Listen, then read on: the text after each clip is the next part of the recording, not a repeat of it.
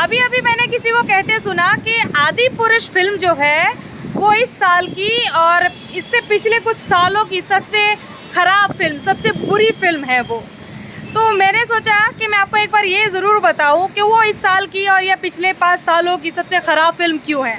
वो इसलिए नहीं है कि वो उसमें एक्टिंग अच्छी नहीं हुई, वो इसलिए नहीं कि उसकी राइटिंग अच्छी नहीं हुई, इसलिए नहीं कि VFX ख़राब था उसका, वो इसलिए क्योंकि सनातन धर्म के खिलाफ जो उसके अंदर दिखाया गया है उस वजह से वो सबसे ख़राब फिल्म, जो अंधे मुँह गिरी है वो फिल्म, उसका कारण ये है क्योंकि सनातनी सब कुछ बर्दाश्त कर सकते हैं, वो ये बर्दाश्त नहीं कर सकते कि उनके धर्म को इस तरह से दिखाया जाए।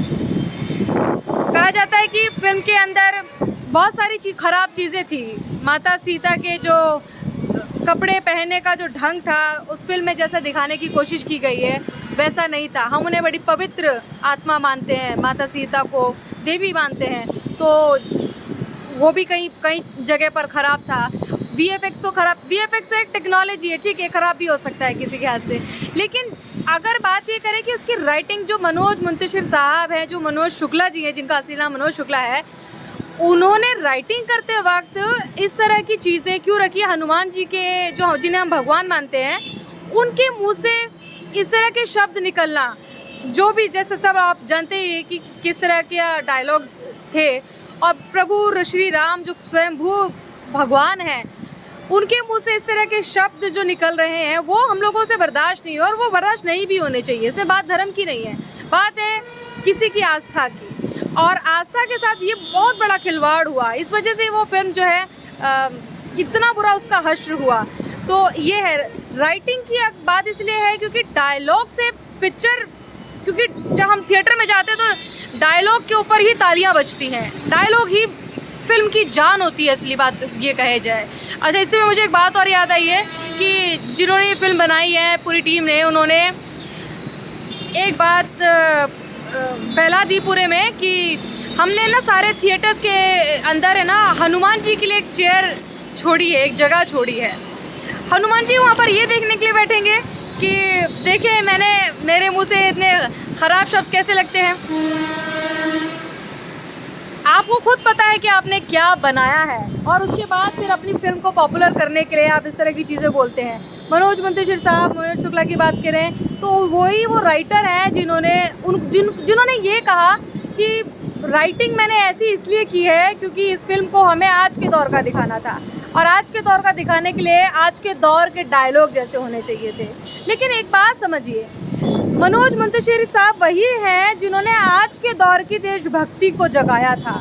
तेरी मिट्टी में मिल जावा, गुण बल के मैं खुद खिल जावा, इस तरह के डायलॉग्स आज ही के दौर के हैं, और आज के ही दौर के लोगों ने उन्हें इतना पसंद किया है कि शायद वैसे बहुत सारे देशभक्ति के गीत रहे हैं, लेकिन जो तेरी मिट्टी में मिल जावा में जो बात है ना वो नहीं, और किसी में मतलब वही हमको ज़्यादा अंदर तक डीप जाती है ये बात कि तेरी मिट्टी में मिल जावा।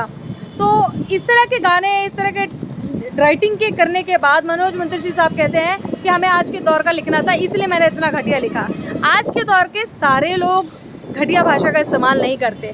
हाँ, ये बात सच है कि हम लोग संस्कृत नहीं बोलते। संस्कृत एक बड़ी ही अच्छी भाषा है, देवों की वाणी कही जाती है। हम संस्कृत नहीं बोलते, लेकिन इसका मतलब ये नहीं है कि हम हमेशा घटिया भाषा में ही बात करते हैं, और अगर हमें कुछ चीज़ समझानी है आपको तो आप उसको घटिया भाषा में ही हमें समझा सकते हैं। ट्रीटमेंट जो है फिल्म का वो ख़राब था, और एक्टिंग की तो कोई बात ही नहीं है। एक्टिंग अच्छी बुरी हर एक्टर से हो जाती है, कई बार चीज़ें नहीं ठीक बैठ पाती हैं, नहीं हो पाता है। बात है राइटिंग की, जो जिस तरह से हमारे सामने परोसा गया है सब कुछ। वो एक फिल्म नहीं थी, आदि पुरुष उस फिल्म का नाम रखा था, तो वो फिल्म ऐसी नहीं थी जिसे हम लोग भगवान श्री राम के तौर पर देख ले, किसी एक कैरेक्टर को हम हनुमान जी के तौर पर देख ले, तो वो फिल्म ऐसी नहीं थी। तो इसीलिए भी वो फिल्म जो है औंधे मुँह गिरी है, क्योंकि किसी को बर्दाश्त नहीं हुआ कि ये कोई तरीका नहीं है दिखाने का। आज के दौर की भी एक फिल्म आई थी राजनीति, उसमें कटरीना कैफ, अरे अपने RK थे, क्या नाम है इनका, रणबीर रणबीर कपूर थे और भी बहुत सारे एक्टर थे, नाना पाटेकर थे उसके अंदर। वो फिल्म आई थी राजनीति। अगर उस फिल्म को ढंग से देखा जाए तो आपको पता चलेगा कि वो आज की दौर की महाभारत थी। कैरेक्टर्स को आप उठाकर देखेंगे तो आपको पता चलेगा आज के दौर की महाभारत किस तरह से होती है। जो नाना पाटेकर जिस तरह का रोल प्ले कर रहे थे, वो आप उसे श्री कृष्ण के रोल से भी वो कर सकते हैं।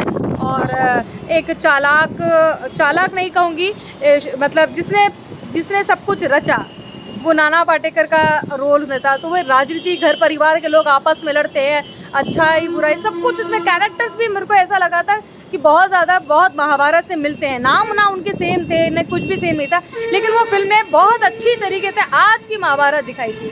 तो हम बहुत अच्छी तरीके से आज की रामायण दिखा सकते थे अगर हमारी नीयत साफ़ होती तो।